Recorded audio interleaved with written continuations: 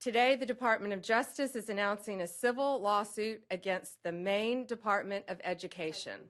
U.S. Attorney General Pam Bondi says high school girls should not have to compete against or share a locker room with transgender athletes.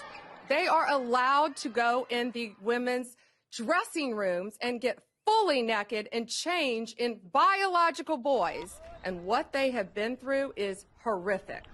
Maine skier Cassidy Carlisle joined Bondi in D.C. today for the lawsuit announcement. She says she encountered this at 13. And I walked into the locker room, and there was a biological male there. The U.S. Education Department says its investigation found Maine is willfully violating Title IX, stripping the civil rights of its female athletes.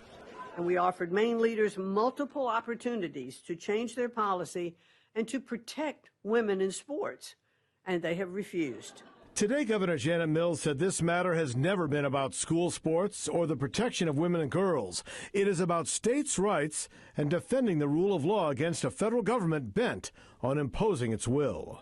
When any president, any chief executive stands there and says to you, I am the law, well, you and I know that's not so. Equality Maine Director Gia Drew says all this is having a chilling effect on trans students who want to compete.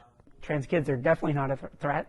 They're just kids trying to go to school and be like a kid. Zoe Hutchinson disagrees. And to walk into the state championship to see a biological male there and to lose to a biological male, that's betrayal.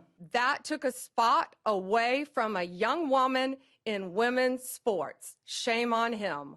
Gia Drew says trans athletes don't automatically have an advantage. The Justice Department is seeking an injunction to prevent trans athletes in Maine from competing in girls' sports. The Greeley School District, Maine Principals Association, and the governor remain defiant. In Cumberland, Brad Rogers, CBS 13 News.